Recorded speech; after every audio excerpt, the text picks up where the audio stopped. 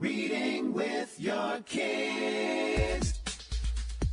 Hola, ni hao, konnichiwa, assalamu alaikum, shalom, mahaba, moni muli wanji, namaste, jambo, bienvenidos. Hi, my name is Jedley, and this is the Reading with Your Kids podcast.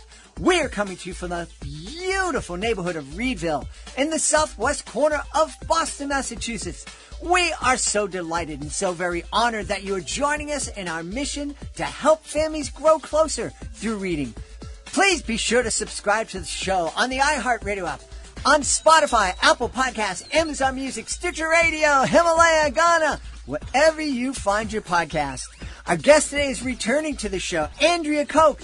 She'll be here to celebrate Molly Morningstar Carnival Girl. Before we invite Andrea into the studio, we want to let you know that this episode of the Reading with Your Kids podcast is brought to you by Astra, the Lonely Airplane by Julie Whitney. Astra, the Lonely Airplane by Julie Whitney is a true labor of love, written after her husband lost his job as a pilot due to the pandemic. This rhyming picture book for children ages 3 to 10 teaches them about flying, math, geography, overcoming difficult situations, and having hope. It comes with a 2-page glossary and a 3-minute video of Captain Dan giving kids a tour of the real Astra. The book can be ordered online at Amazon and at bookstores from coast to coast and internationally. To learn more, please visit AstraTheLonelyAirplane.com. Join us right now from the beautiful city of Toronto in Ontario, Canada. Our guest is here today. She's returning to the show to celebrate a brand new book. It's called Molly Morningstar Carnival Girl. Please welcome to the show, Andrea Coke. Hey, Andrea, how are you? Thank you. I am excited to be here. I'm really great. It's a cold day today, but an exciting day because I'm happy to talk about this new book in the Molly Morningstar series. So thank you for having me. Oh, you're very, very welcome. You were here not too long ago to celebrate Molly Morningstar, A Doll for Me. And that has received all sorts of accolades. I understand it got a great review from the folks at Kirkus. It did. I was very excited about that when I saw it. It was the Kirkus Star, which is very prestigious, and I was floored. It took me a little bit. I had to read the email a couple times, and then I read the review a couple times, but it's exciting because that book was, my heart was in that book. It was a true story based on a situation with my daughter, so I felt very personal about it, and it was my first foray into writing, so it was a nice way to say, keep doing this. Yeah. This is good. So I'm very excited about that. Yeah, and that Kirkus Star, the folks there are pretty stingy when it comes to giving out stars, and especially when it comes to awarding stars to independent authors. Yes, I did. They said, I think less than 10% do they even consider. So it really was a great honor, and I'm really thankful for that. And it means a lot. I don't know for people who don't know about it, the Kirkus Star may not understand that, but like I said, I had to sort of look at it a couple of times just to let it sink in. And it's challenged me to continue to try to do some great work in the other books in the series. I can relate to that. When I first received an email from the folks at iHeartRadio that our show was nominated for the Best Kids and Family Podcast Award, I ignored it. I thought that somebody was pranking me and wanted me to click on something that was going to make my computer blow up. And so they had to write to me 4 or 5 times and go, no, really. This is they did send me 2 emails because the first one I just left it. I looked at it and I thought, I thought it was just a regular, like, hey, congratulations and this, and I didn't pay much attention to it. But the second time, then I thought, hold on, let me read it again. Let me make sure that this is what it says. And then I searched it. What does a Kirkus Star really mean? To see, did I understand it correctly? And so that was really good. So that was a really nice day. So I'm excited that Molly Morningstar has a new book. It's called Carnival Girl. Tell us all about this, please. Oh, I'm excited to tell you about it. Molly Morningstar is going to a carnival. So because I'm from Trinidad and Tobago, I'm from the island of Trinidad and Tobago, and we have a carnival every year. That's a big celebration that's held for 2 days just before Lent. that's with costumes and music and food, and it's a big celebration that brings the country together. And that was part of my childhood and something that I enjoyed with my family every year. There's carnivals in many places in the U.S., in Miami, and I think in Boston also, in New York. And so we have one in Toronto. There's one in England. So that was really part of my childhood, and I went to many of them and in different places. So I really wanted to center this book on that experience because of the ties that Molly has with her culture, the ties that she has with her family and friends. So in this one, she's going to Carnival. There's an award, a costume award that's going to be given out. She's hoping that she wins it. She's really proud of her costume. And then she heads out with her family and friends, and, just mishaps happen all day. Mishaps pile up all day, and she thinks she's not going to win. But she learned some valuable lessons about what it means to just have fun and to just to enjoy the day. And what I really love about this is not really her parents that sort of help her out of thinking how she's thinking. It's really her friend. And so it's a really nice book about friendship and what that means, friends helping each other through a situation. So, yeah. Now, anybody who's listening, and Carnival is celebrated, we have amazing Carnival here in Boston. We have large population of folks from Trinidad and Tobago and the other islands. And if you're hearing Andrea talk about, Molly has a costume, and you're thinking about those costumes that you buy at the pop-up shops that open up right before Halloween, and you take it out of the plastic bag, get that out of your mind completely. The costumes at Carnival, they're more like a house. They are. It's a construction. It is a construction. They take months and months to develop. They're intricate beads and all kinds of things that are put into it. They're made by hand most of the times, and they're thematic. So depending on what the band that you're going to be walking with in the carnival, depending on what their theme is, and it could be on anything. Your costume goes along with that. So it's one of a kind, really. They're one of a kind costumes, really, and quite brilliant. The fabric, the colors. It's very exciting. Yeah, and as you say, they're marching with a band, a steel band. Yes, yes. And if you're not familiar with that music, you really need to get yourself. It's just wonderful. It's a new experience, and it's something everybody should check out. Are you aware of how did it? I know somebody in Trinidad and Tobago. They didn't just wake up one day and go, "Okay, I'm going to spend 5 months making a costume." There must have been an evolution. Do you have any sense of that evolution? Carnival really started as a way, almost as an emancipation dance and emancipation time, a time of just sort of preparing yourself before Lent, and just really reveling in joy and family and in just enjoying yourself. And so it just began like that, and people began singing and costumes and dancing and things like that, and it's grown, and it's rivaled as one of the biggest carnivals in the world, the one in Trinidad and Tobago. I know Mardi Gras in Brazil tries to hold the title too, but it's really almost grounded in some religion, grounded in family, grounded in culture, and things like that. Yeah. And it's amazing just how much influence tiny little islands have especially in the United States and in Canada. I know, the country where my grandparents immigrated from, Ireland, certainly has had a huge influence on both our countries. My beautiful wife's family immigrated from, although it's part of the United States, they immigrated from Puerto Rico.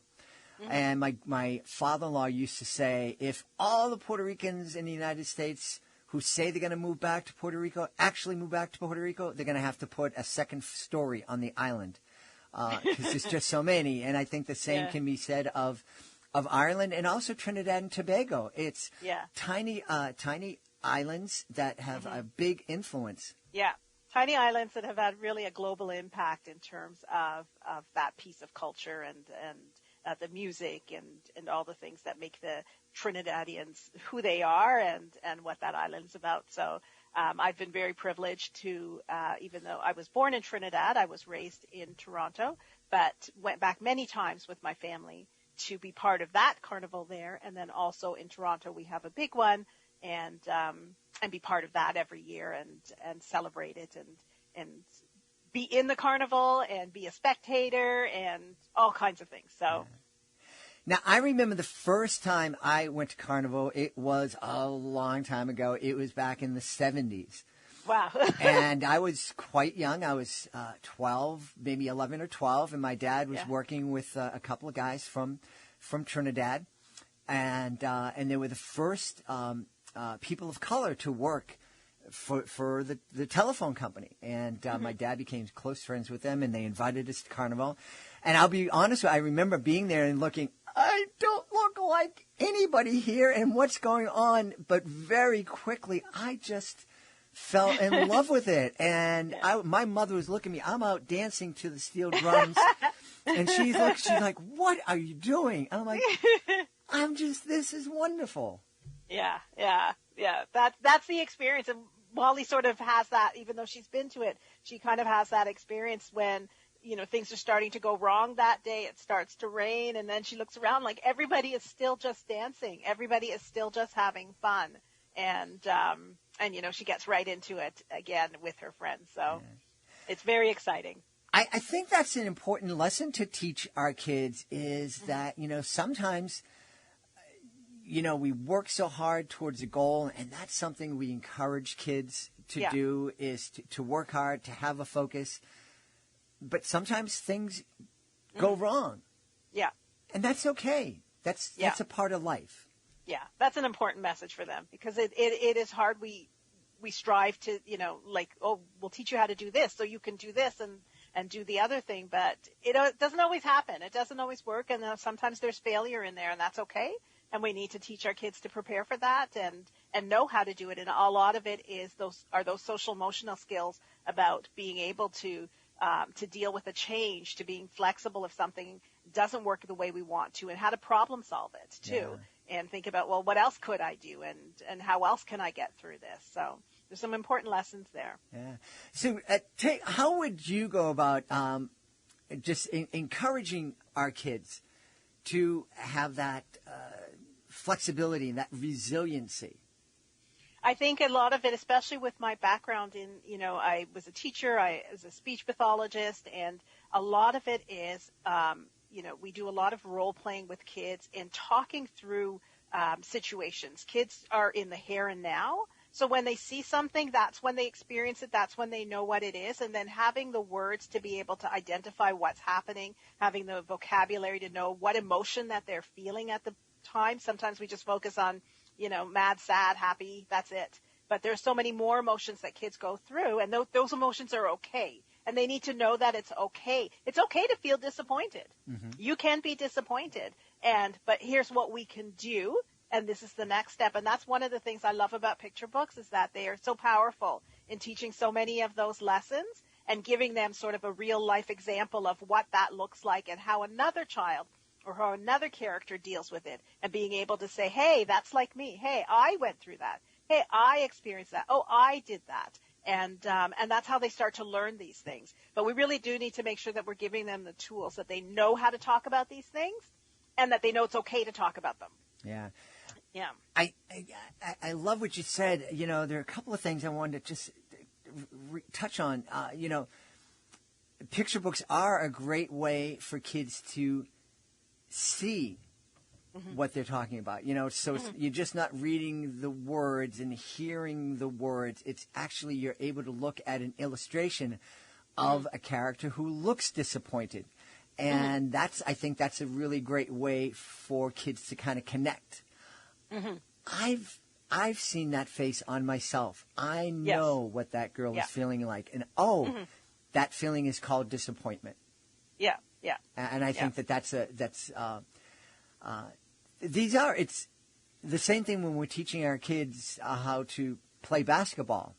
Yeah. We say this is a jump shot, this is a pass, this is a layup, this is a slam dunk that I would never have been able to do in my life because I'm only 5'6". But you know, we have to give our kids those Yes. tools, and like, this is disappointment, this is happiness, Yes. this is heartbreak, all those kind of things. Because when they do basketball, they practice, they take a number of shots. You'll get some of them, you won't get some of the others, and that's how they learn it, because they're in that situation. So that's, again, like the power of picture books, that they can be in that. They put themselves in that situation, and that's why I really love the idea of them really having diverse picture books, so that every child can see themselves and put themselves in that situation and say, hey, yeah, that is just like me. That is like my family. Hey, we've done that. Mm-hmm. We've been there. We've seen that, and that resonates with me. So that because then they learn the lessons better. Yeah. They learn the lessons that way. So. Yeah. This idea of representation that you are so involved with, the publication industry, the children's book industry it's undergoing, revolution isn't the right word, but there's a transformation. Yeah. And the number of books that feature kids of color, that feature diverse characters, it's nowhere near where it should be, but it's really grown. And just the 4 years that we've been on as a podcast, how does it feel to be an important part of that trend and that transformation? Well, so it's very exciting. Like, I'm very excited because I didn't have those books when I was growing up. And then when my children were younger, I struggled to find them. There were a few that were coming out. And now, especially in my practice and my work, there's so many more that I have access to, that I can pick and choose and use many different ones. So that is really great. It comes from a place of having lived that experience of not having it and what that felt like. And knowing when you don't see that, and you're always trying to insert yourself into somebody else's reality that just doesn't resonate with you, and you're trying to make connections that are just not there. So it's really great. I think that we have come very far. We still have, as you said, have lots of ways to go.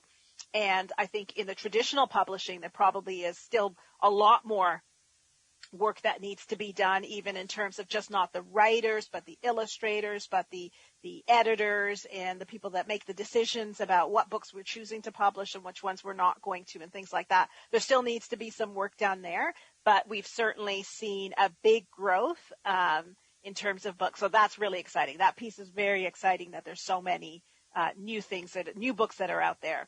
And new authors every day, and they're great stories. They're like wonderful stories. They're professionally done, and so it's really exciting. Yeah. Are families noticing the transformation? Are they noticing that there's more options for them? I believe so. I think that when I originally wrote the first book, and I did a Kickstarter on it.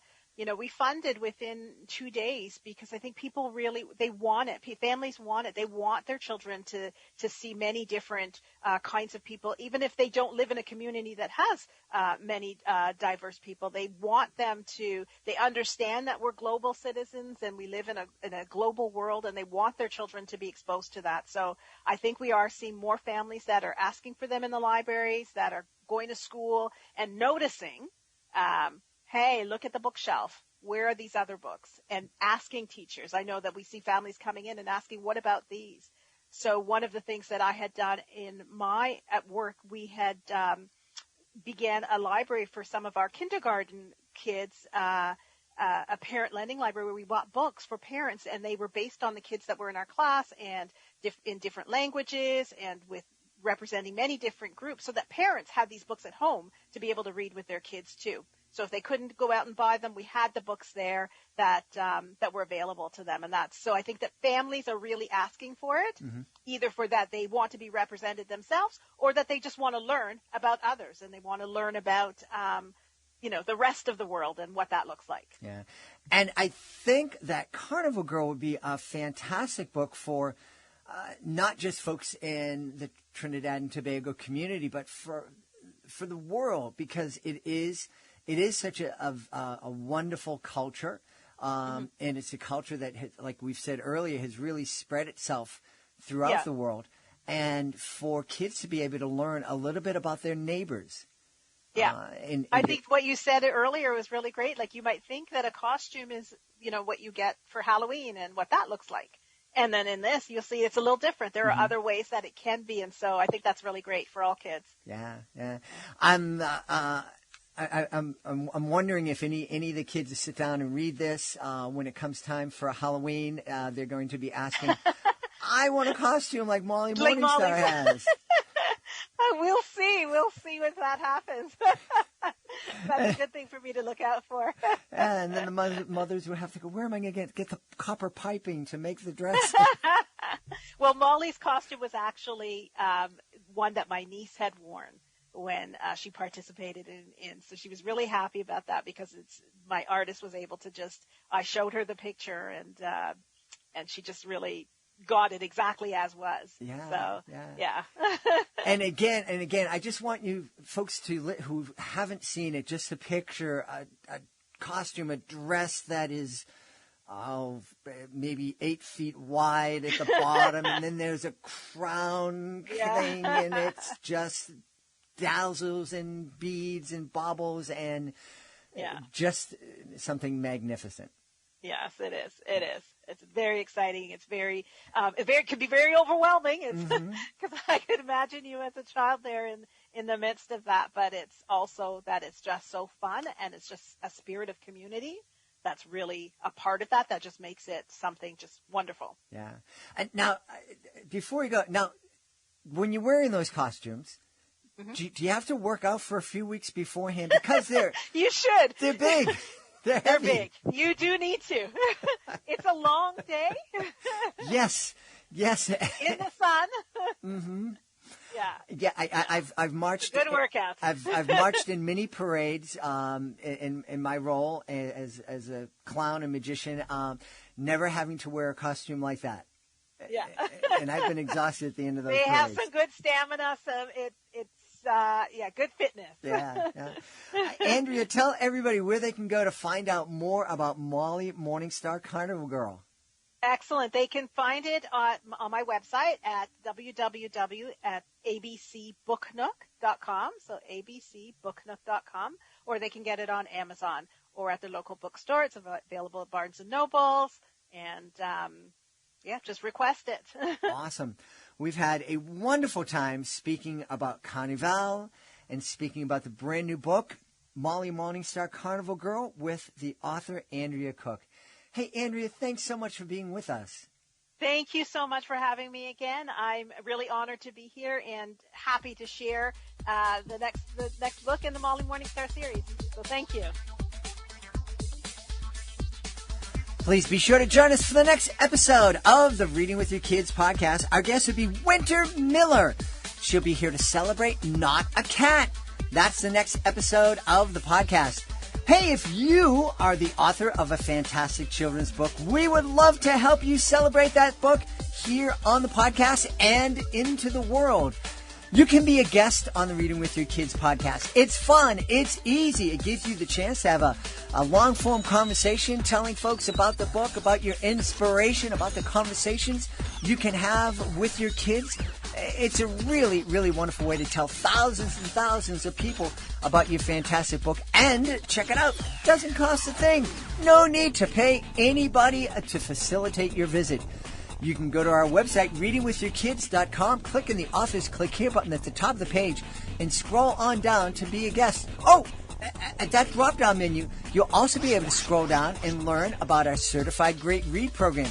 If our panel believes that your book is worthy of 4 or 5 out of 5 stars, it becomes a Certified Great Read. And with that status comes a number of really powerful tools that can let parents know that your book is worthy of their attention.